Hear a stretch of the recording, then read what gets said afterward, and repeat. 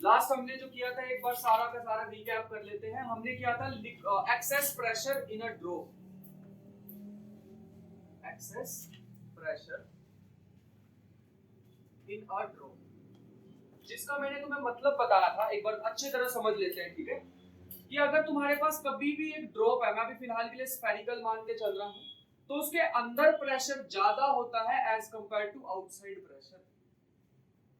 बात याद रहेगी। और इनका डिफरेंस भी बताया था, कितना आता है इसका डिफरेंस, 2T/R। ये चीज बताई हुई है, देखो मिलेगी तुम्हें नोटबुक में, ठीक है। ये चीज मैंने तुम्हें बताई थी, लेकिन इसको याद ऐसे रखना वो हमारे लिए थोड़ी दिक्कत हो जाएगी। इसको याद कैसे रखेगी, अगर मैं यहां से साइड देखूं तो ये कैसी साइड है, क्या तुमने ऑप्टिक्स में कभी पढ़ी हुई है, या ऐसी कर्व्ड साइड को क्या कहते हैं, जब तुमने कन्वेक्स और कनकेव मिरर्स पढ़े होंगे। अगर मैं इसको अंदर की साइड से देखता हूं तो ये कैसी शेप होती है, कनकेव साइड,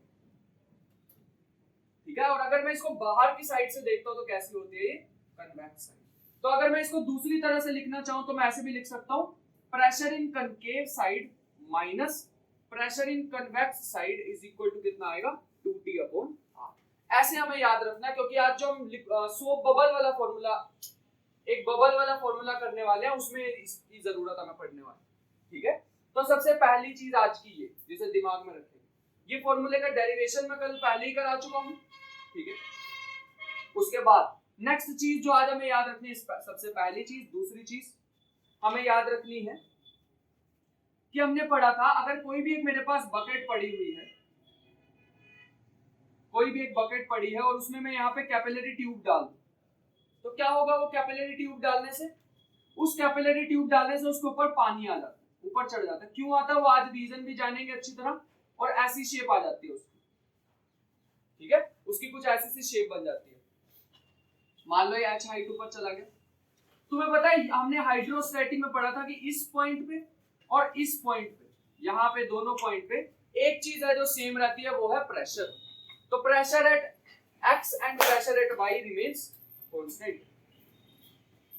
ये पढ़ा था हमने हाइड्रोस्टैटिक्स, जब सबसे पहले वाली इसकी स्टार्टिंग ही की थी चैप्टर की, तब हमने पढ़ा था हॉरिजॉन्टल लेवल में प्रेशर रिमेन्स कांस्टेंट। ये चीज को ध्यान रखेंगे, ठीक है। यहां तक कोई डाउट किसी को? तो ये दूसरी चीज आज हमें सीखनी थी, और ये फर्स्ट चीज जो कि सबसे ज्यादा इंपॉर्टेंट है। अब आते हैं अपने मेन टॉपिक पे, excess pressure in a bubble. तो बबल में क्या फर्क होता है, बबल और ड्रॉप में? उसमें ये फर्क होता है कि इस बार बबल में हमारे पास दो सरफेसेस होते हैं, एक हमारे पास होता है इनसाइड और दूसरा हमारे पास क्या होता है, आउटसाइड। दो सरफेसेस हमारे पास। अगर मैं इसको देखूं तो थोड़ा सा यहाँ पे, अगर मैं इसको जूम करके देखना चाहूं तो कुछ तो मोटा होगा यहाँ पे, ऐसा कुछ। अगर मैं अंदर की साइड देखना चाहूं और मैं इसको थोड़ा और जूम करके देखना चाहूं तो ये हमारे पास, मैंने बहुत ज्यादा जूम कर लिया इसको। यहां पे प्रेशर मान लेते हैं P इनसाइड, यहां पे प्रेशर हमारे पास P डैश, और यहां पे प्रेशर है हमारे पास, मान लेते हैं P आउटसाइड। ध्यान से सुनना जो बताने वाला हूं। अकॉर्डिंग टू दिस, यहां पे अगर मैं इन दो सरफेसेस, इन दो चीजों के बीच में देखना चाहूं तो मेरे पास क्या फॉर्मूला बनेगा, मेरे पास फॉर्मूला बनेगा P inside minus P dash is equal to 2T/R, अगर इसकी रेडियस R हो। अगर मैं सेम चीज इन दो चीजों के बीच में लिखना चाहूं तो हमारे पास क्या आ जाएगी, P डैश इनसाइड इस बार P डैश है माइनस P नॉट जो कि एटमॉस्फेरिक प्रेशर भी होता है, इज इक्वल टू 2T/R। बात समझ आ गई? दोनों इक्वेशन को ऐड कर लेते हैं तो कितना आ जाएगा, P inside minus P dash plus P dash minus P nought is equal to 2T/R plus 2T/R। यहां तक कोई दिक्कत? P डैश से P डैश कैंसिल हो जाएगा तो आ जाएगा P inside minus P nought is equal to 4T/R। तो हमें एक बात पता चल गई कि जब भी हमारे पास ड्रॉप के लिए हम एक्सेस प्रेशर लिखेंगे तो कितना आता है, 2T/R। जब भी हम एक सोप बबल के लिए लिखेंगे तो हमारे पास आता है 4T/R। इस चीज को नोट कर लेते हैं। सबसे पहली चीज आज की, जल्दी थोड़ा सा, हाँ कहाँ पे, ये एक्स और वाई ना, मैंने दो पॉइंट लिए हैं यहाँ पे, ये पॉइंट लिया और ये पॉइंट लिया, और हॉरिजॉन्टल लेवल पे ना प्रेशर सेम होता है। क्या मैंने तुम्हें वो वाला एग्जांपल कराया था एक, कि मैं किसी भी शेप की कोई भी मैं वो ले लूं, एक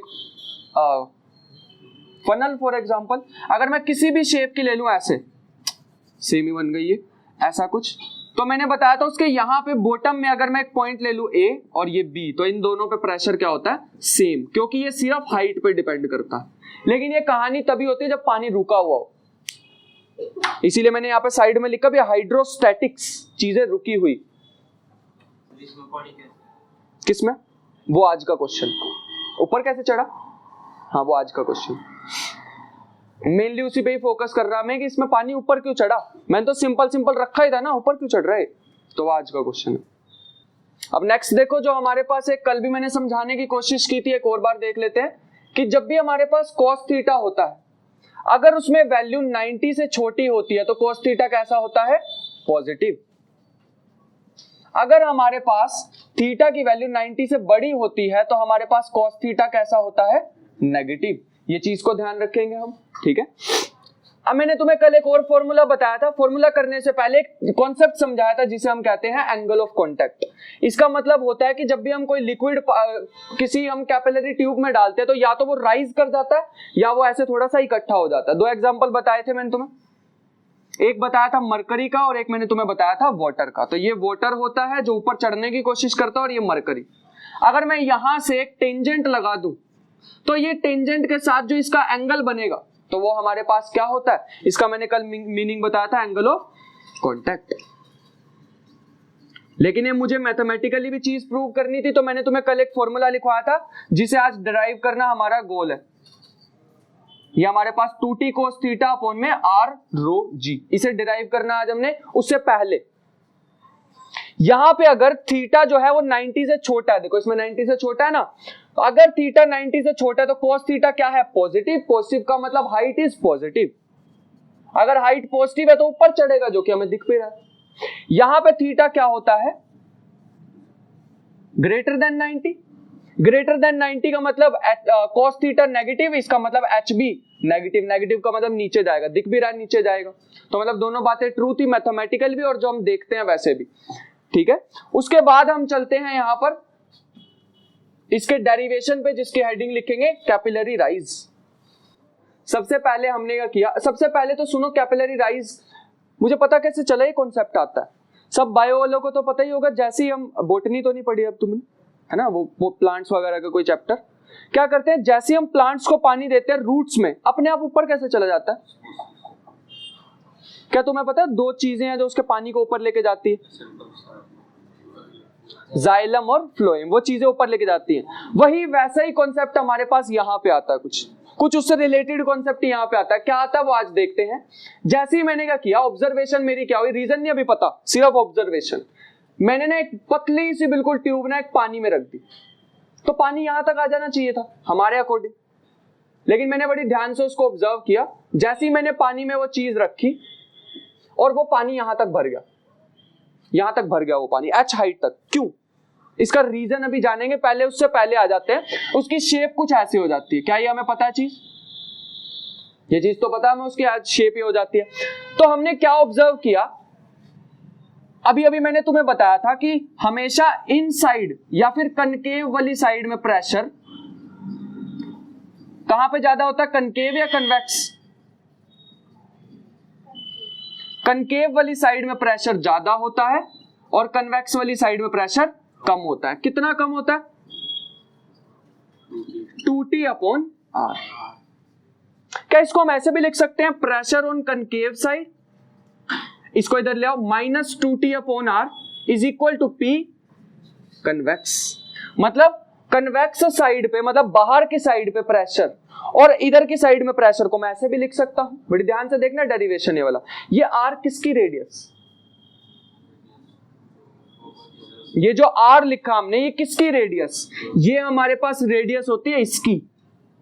ये क्या चीज है, इसे कहते हैं मेनिस्कस। कल भी बताया था मेनिस्कस क्या होता है। मेनिस्कस हमारे पास होता है राइज और fall of liquid inside a capillary tube is called meniscus.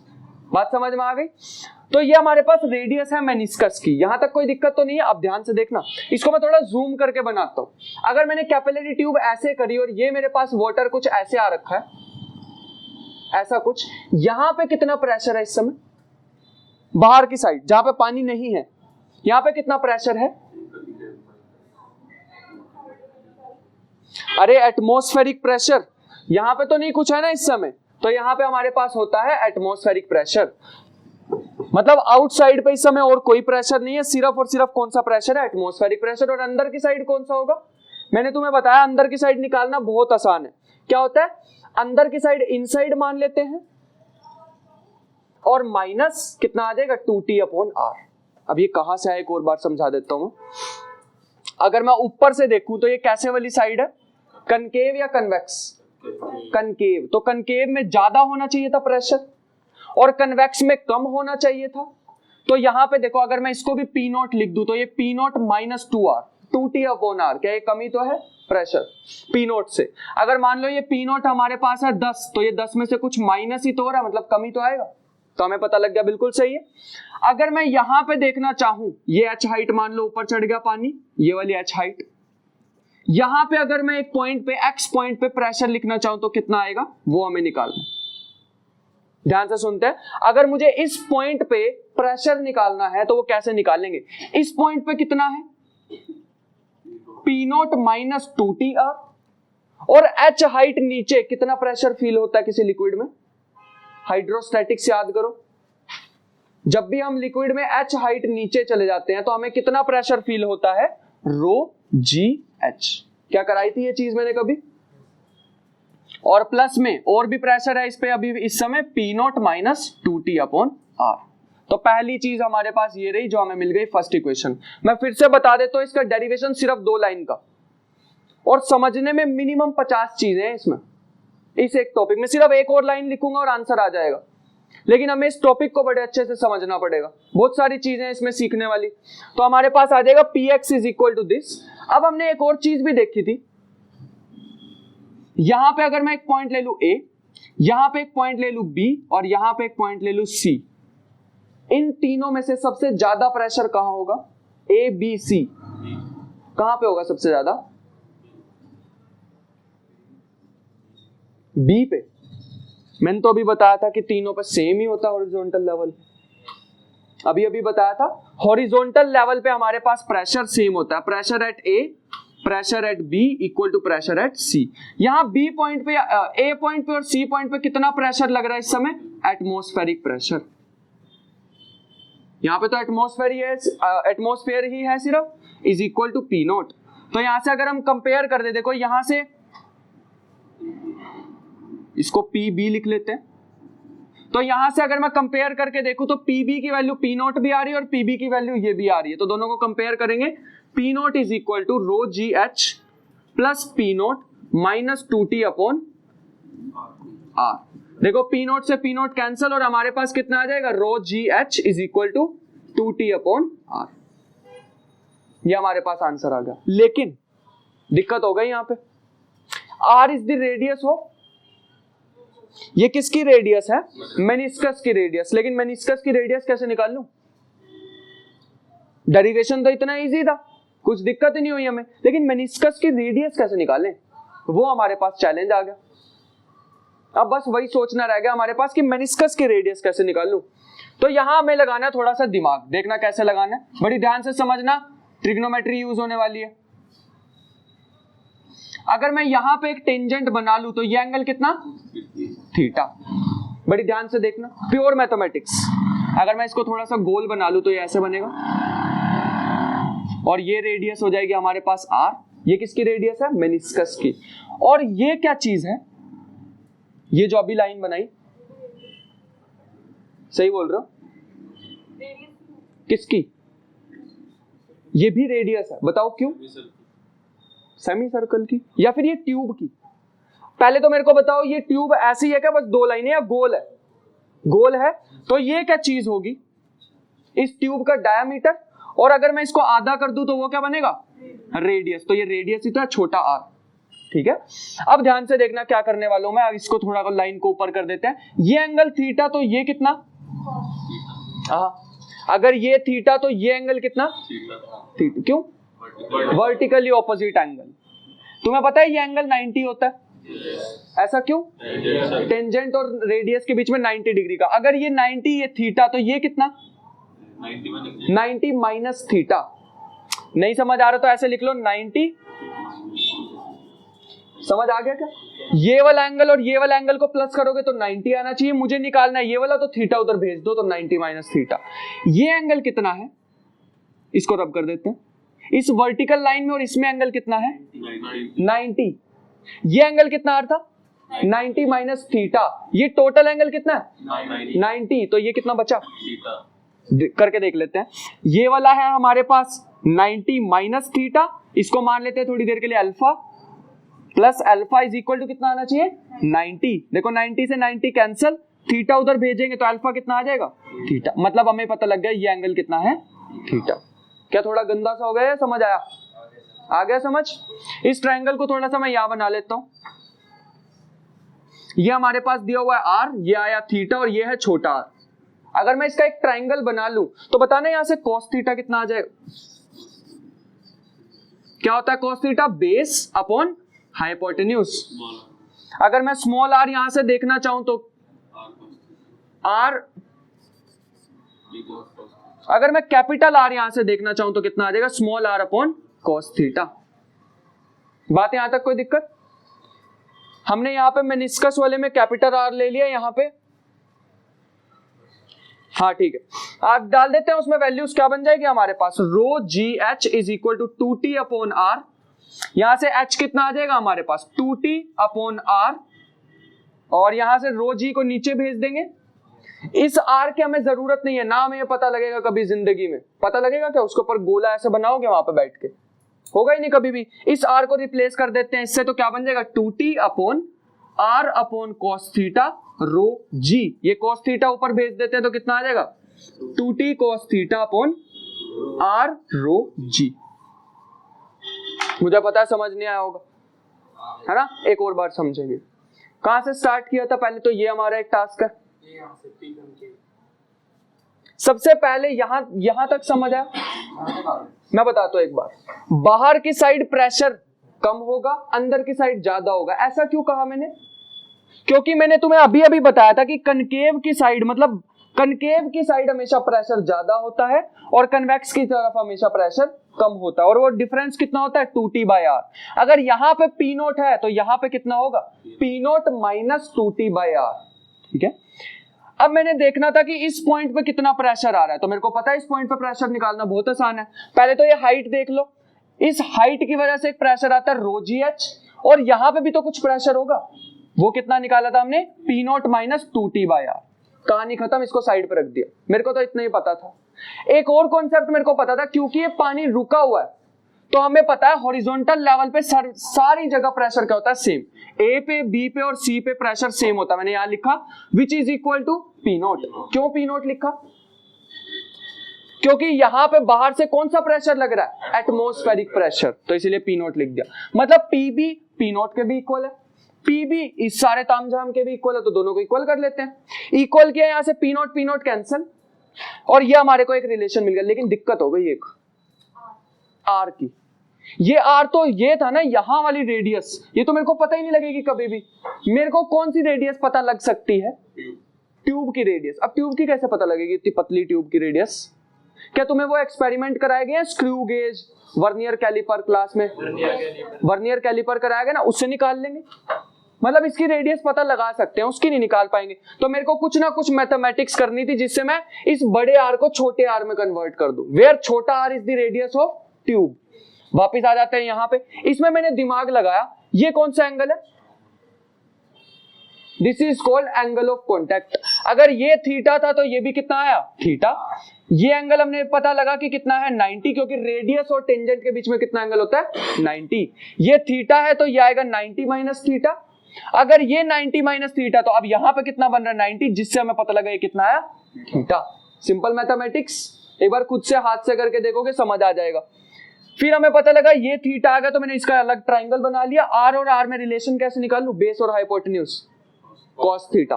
मैंने cos थीटा लगाया यहाँ पे, जिससे मेरे को बड़े आर की वैल्यू क्या पता लगी r अपॉन cos थीटा। ठीक है, r अपॉन cos थीटा मैंने वही अपने पुराने फॉर्मूले में डाला, तो h की वैल्यू ये आ गई, जो मैंने स्टार्टिंग में भी बताई थी आज। जब मैं यहाँ पे आज लेक्चर स्टार्ट करा तो स्टार्टिंग में यही बताई थी ना, तो ये हमारे पास रिलेशन आ गया। लेकिन इस रिलेशन को पहुंचने में कितनी ज्यादा मेहनत करनी पड़ी है ना। इसको 3 तरीके से कर सकते हैं। पहला तो ये हो गया जिसमें जान निकल गई होगी हमारी, तो इसको नोट करते हैं पहले। फिर इसका मैं दूसरा तरीका बताता हूँ जिसमें 0 मेहनत लगेगी। अच्छा, एक बात तो तुमने सोची नहीं, इतना सारा मैथ कर लिया, पता तो अभी भी नहीं लगा पानी ऊपर क्यों चढ़ा, है ना। तो इस क्वेश्चन को करते हैं, उसके बाद बताता हूँ कि पानी एक्चुअल में ऊपर चढ़ता क्यों है।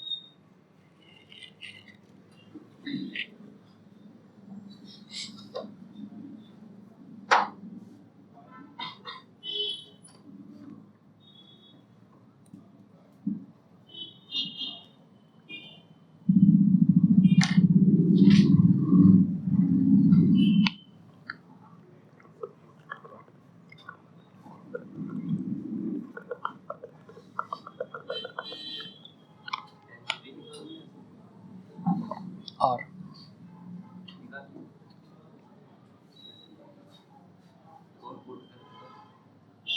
हो गया नोट। क्वेश्चन लिखते हैं। डेंसिटी ऑफ वाटर कितनी होती है? ये क्वेश्चन नहीं है, ये तुम्हें बताना है मुझे।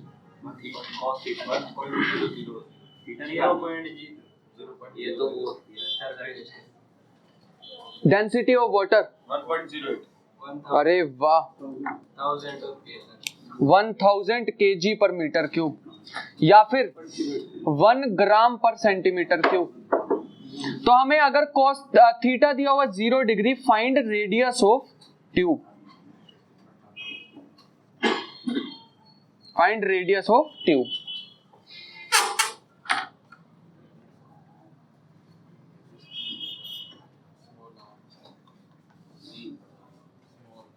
Small R capital R? Small R. शाबाश।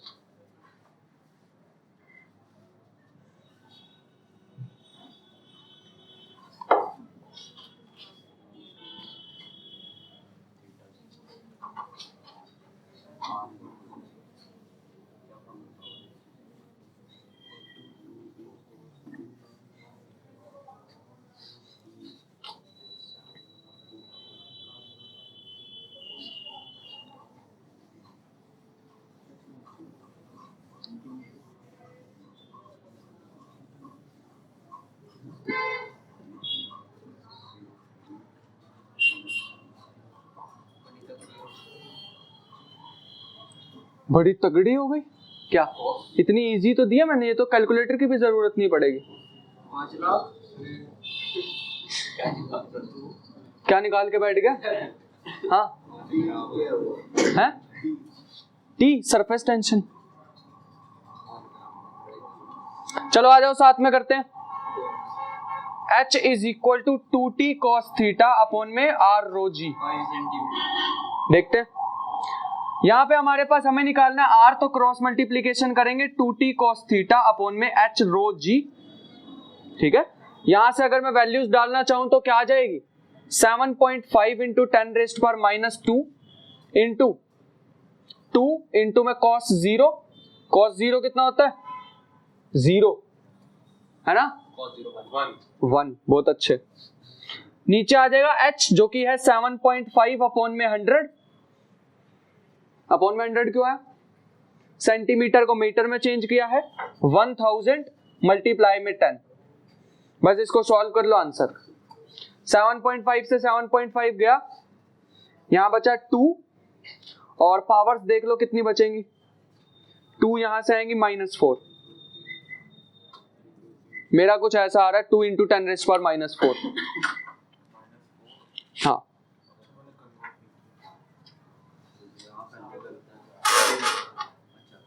शुरुआत ही बैठी हुई है बिल्कुल। 5 लाख ये निकाल के भी टॉर्क बैठा होगा, है ना। जो मर्जी देते रहे सामने टीचर, मैं तो टॉर्क निकालूंगा। हो गया यहां तक? नेक्स्ट हेडिंग डालते हैं वाई कैपिलरी राइज।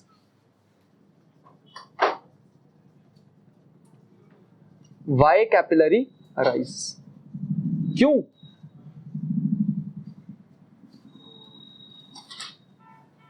रीजन क्यों क्यों क्यों?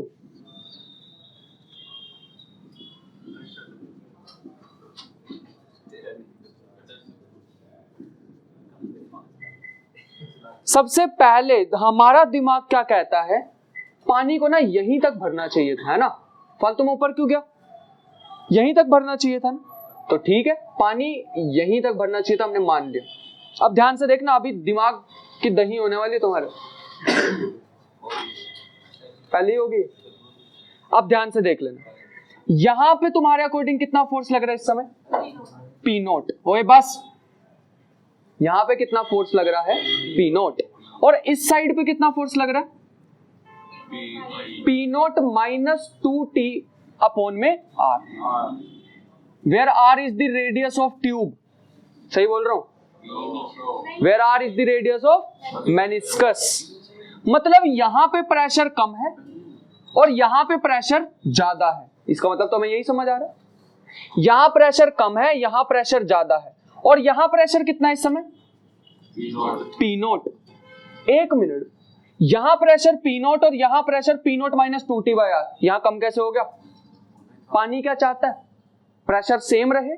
तो ये क्या करेगा? पानी बीच में घुस जाएगा कि तेरे में प्रेशर कम कैसे आ गया?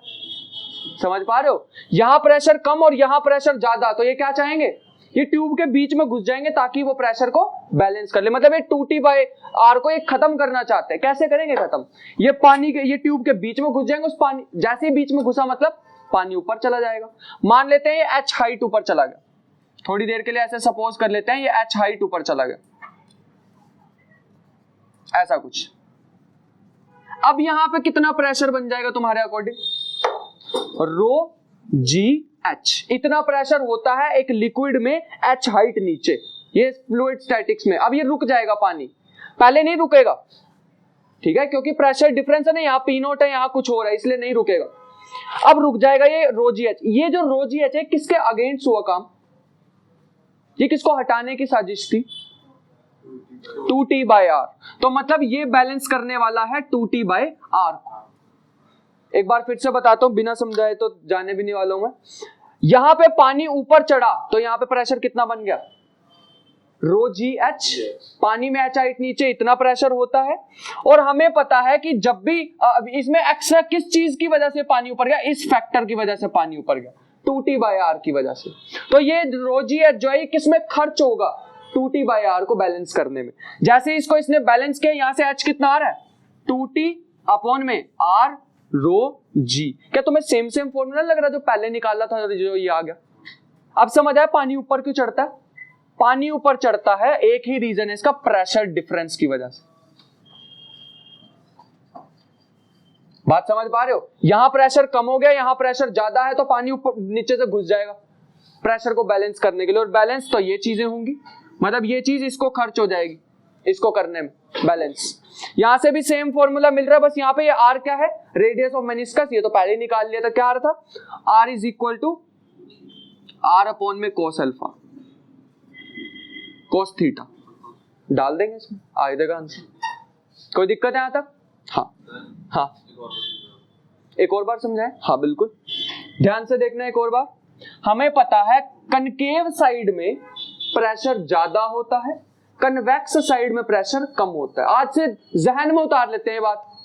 कन्वेक्स साइड में प्रेशर कम और कनकेव में ज्यादा, तो यहां पे पी नोट था, इधर की साइड 2t बाय आर कम हो जाएगा, ठीक है। मतलब यहां पे अगर 10 था तो यहां पे कितना हो जाएगा? 8। क्या ये चाहेंगे लिक्विड का मॉलिक्यूल?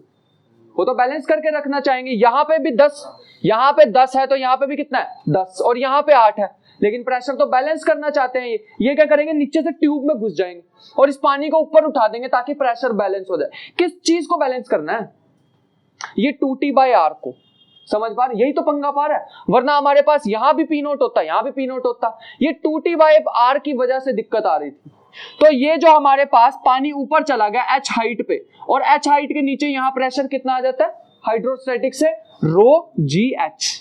किसकी वजह से हुआ ये? 2t बाय आर की वजह से। तो दोनों को बैलेंस किया, अब तो रुक जाएगा ना पानी। बैलेंस क्यों किया? सबसे पहले ये भी पूछ सकते हो ना, बैलेंस क्यों किया?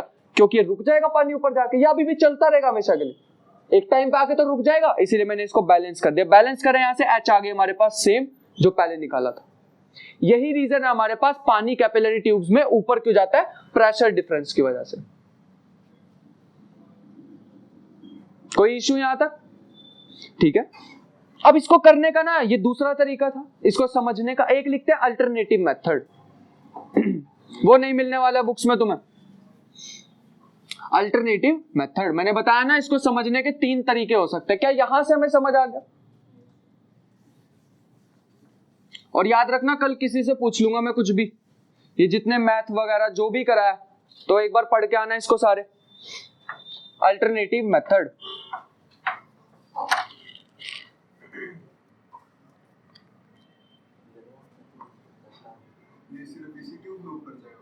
क्या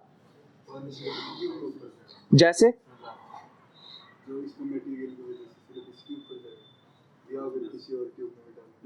किसी में भी चला जाएगा, तुम ट्यूब की शेप चेंज कर दो तब भी चला जाएगा।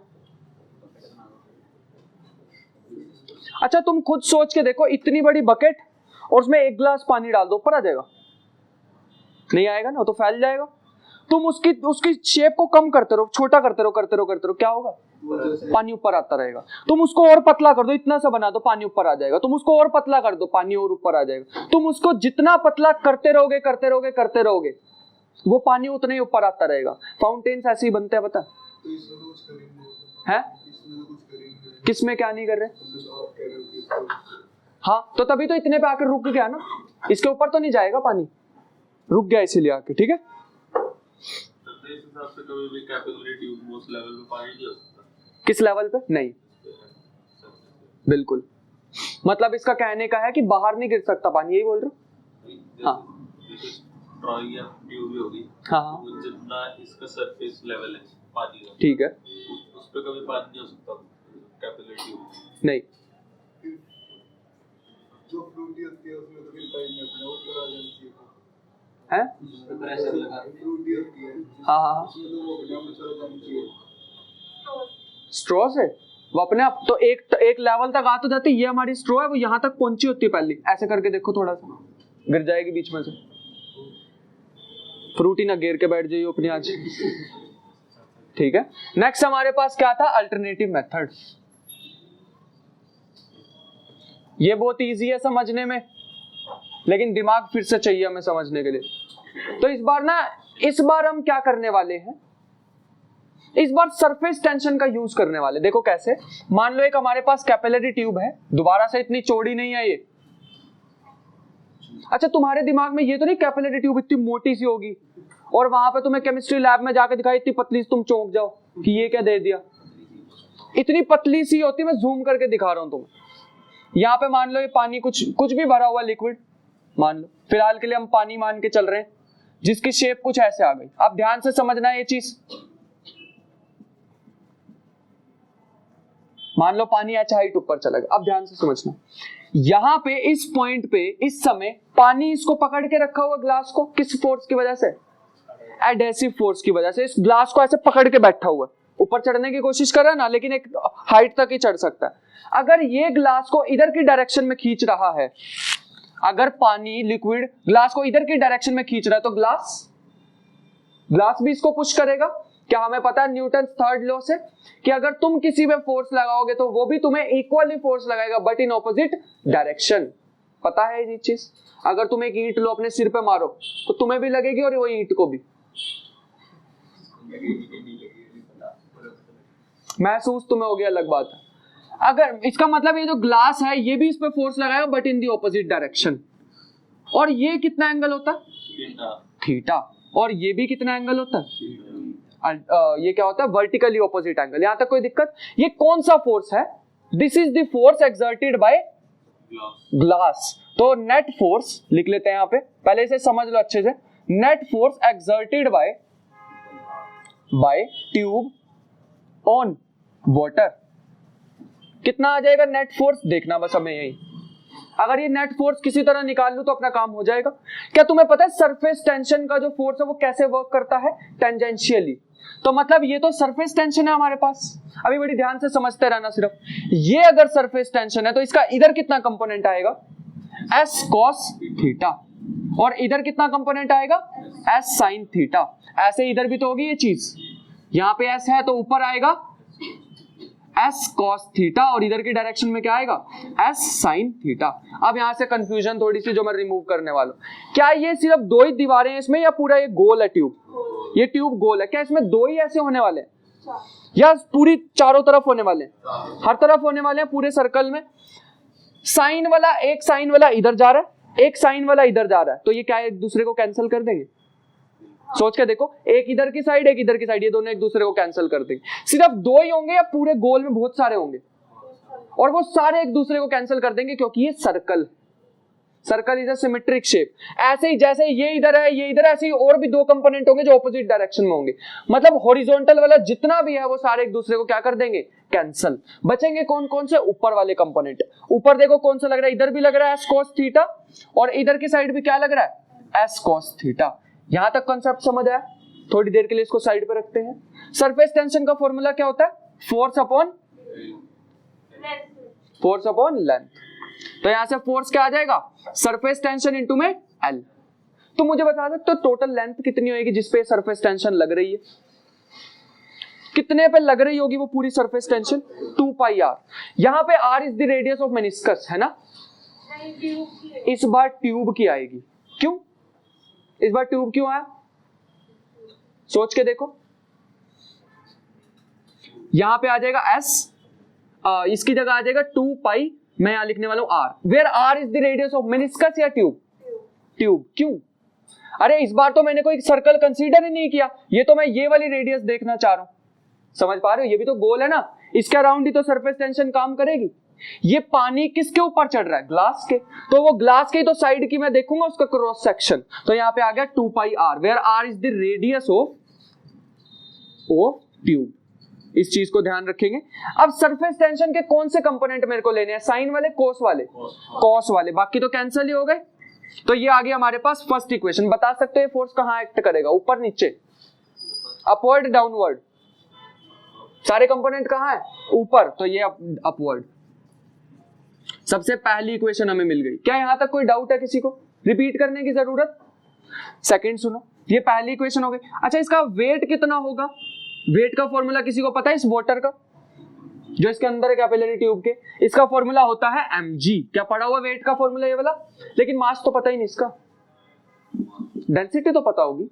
डेंसिटी का फॉर्मूला मास अपॉन वॉल्यूम। तो मास कितना आ जाएगा? Rho into we. डाल दो यहां पे, रो इंटू में वी इंटू में जी। अच्छा एक सेकेंड, इसकी हाइट मुझे यही वाला पानी की सिर्फ मास देखना है, ये जिसको मैं डार्क कर रहा हूं। इसकी हाइट है h, समझना ध्यान से। इसकी हाइट है h, इसकी रेडियस है r। बता सकते हो इसका वॉल्यूम क्या होगा? कैसी शेप है? अच्छा पहले मेरे को ये बताओ। ये है सिलिंड्रिकल शेप और सिलेंडर का volume pi R square h। बहुत अच्छे। तो यहां से वेट हमारे पास आ जाएगा रो pi R square h into जी। ये कहां लग रहा होगा? ऊपर नीचे? वेट कहां लगता है? ऊपर नीचे? नीचे, डाउनवर्ड्स। क्या ये पानी हिल रहा है या एक जगह रुका हुआ है? रुका हुआ का मतलब ये वाला और ये वाला फोर्स तो बैलेंस हो जाएगा। फिर समझ के ध्यान से देखो, जो ऊपर फोर्स लग रहा है, अगर ऊपर वाला ज्यादा हो जाएगा तो पानी सारे ही ऊपर चढ़ जाएगा, जो हो नहीं रहा। अगर वेट बहुत ज्यादा हो जाता तो पानी नीचे गिर जाना चाहिए, वो भी नहीं हो रहा। क्या बैलेंस हो रखे हैं? तो ये दोनों को बैलेंस कर दो, क्या आ जाएगा? Rho V G is equal to rho pi R square H G is equal to, यहां से कितना आ जाएगा? S cos theta 2 pi R. क्या किसी को ये तो नहीं कंफ्यूजन ये आर किसकी रेडियस है? कोई मेनिस्कस नहीं आया यहाँ पे, मैंने इसीलिए उस कॉन्सेप्ट को छोड़ ही दिया। यहां से कितना आ जाएगा? पाई से पाई गया, ये कौन सा पाई था?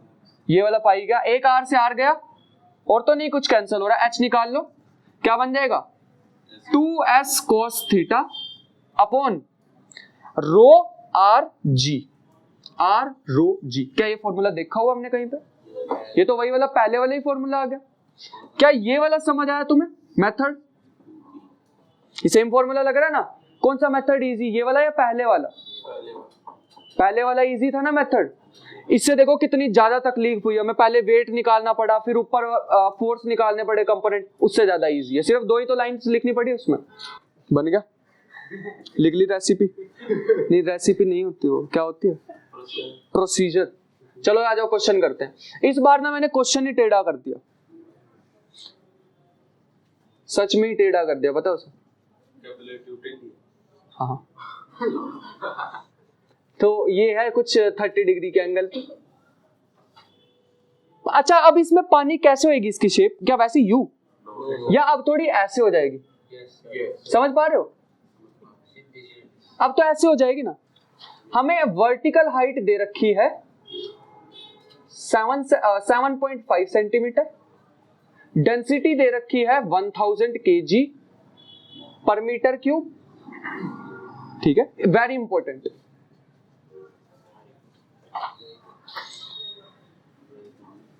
और हमें और क्या चीज की जरूरत पड़ेगी? जी हमें दे रखा है 10 मीटर पर सेकंड स्क्वायर, और टी हमारे पास है 0.075 न्यूटन पर मीटर।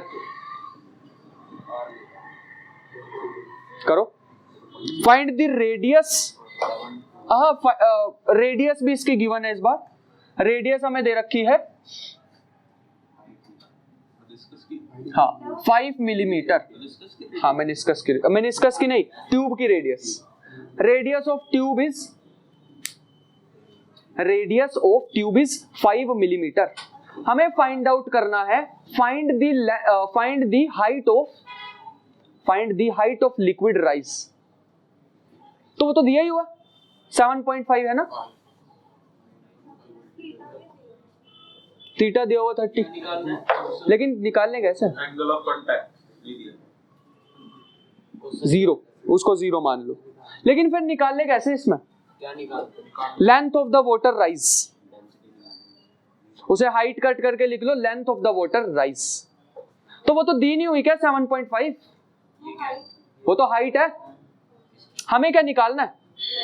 लेंथ। क्या लेंथ और हाइट अलग अलग होगी? बिल्कुल होगी, देखो ध्यान से।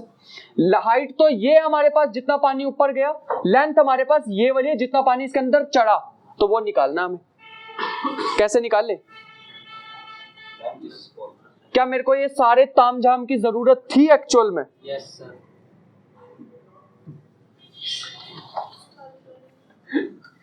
क्या ये हमें सारे तामझाम की जरूरत थी? एक्चुअल में नहीं थी। देखो क्यों? ये हमें हाइट दे रखी है, ये मान लेते हैं L, ट्रायंगल में अलग से बनाता हूं। ये हमें एंगल दे रखा है, ये 30 दे रखा है, तो ये एंगल कितना है? 60। ठीक है, इस 30 को थोड़ी देर के लिए हटा देते हैं। ये कितना दिया? 7.5। हमें तो ये निकालनी है ना। अरे तो इजीली निकल जाएगी। कैसे आएगा? कौन सी रेशो यूज करूं? Sine cos 10 cos theta. cos 60 is equal to base upon hypotenuse. Hypotenuse आ जाएगी 7.5 अपॉन में cos 60।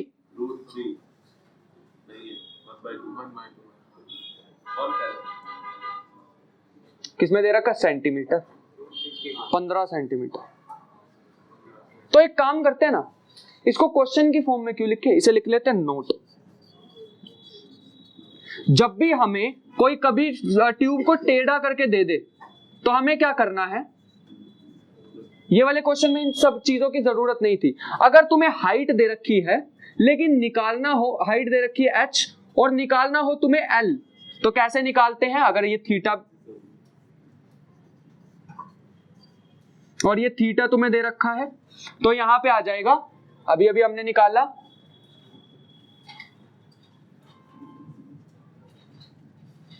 देखो क्या आ जाएगा। इस ट्रायंगल से एक ट्रायंगल बनाएंगे तो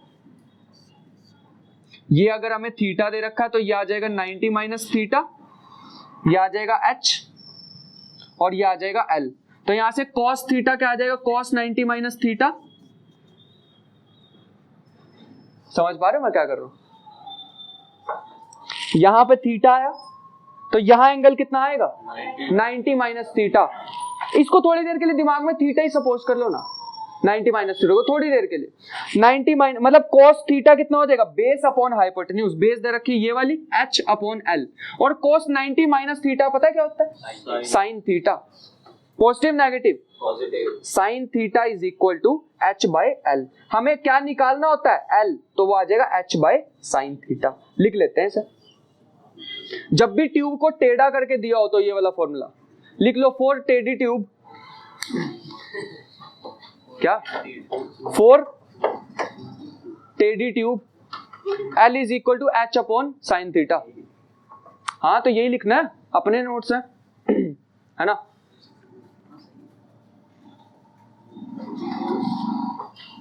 कोई दिक्कत है यहां तक? समझ आ गए यहां तक? रिपीट करना फॉर टेढ़ी ट्यूब, इसे भी रिपीट करूं? बस इतना ही, उसके बाद ये लिख लेना। अब नेक्स्ट अब सुन लो, अब हमारे पास ये जो चैप्टर है, ये चैप्टर नहीं, ये जो टॉपिक है सरफेस टेंशन का, 3 ही लेक्चर थे इसमें जो कि कंप्लीट हो चुके हैं अपने। लेकिन लेकिन लेकिन क्वेश्चन नहीं किए इसके अभी तक, नहीं किए ना। तो आज तुम्हें मैं एक ग्रुप में वो भेजने वाला हूँ, एक पीडीएफ जिसमें सॉल्व्ड एग्जाम्पल होंगे। तो कल तुम जब भी यहाँ पे आने वाले हो तुम्हें सॉल्व्ड एग्जाम्पल करके आने, सबकी नोटबुक चेक होगी। पहले ही मैं वहां खड़ा हुआ मिलूंगा तुम्हें।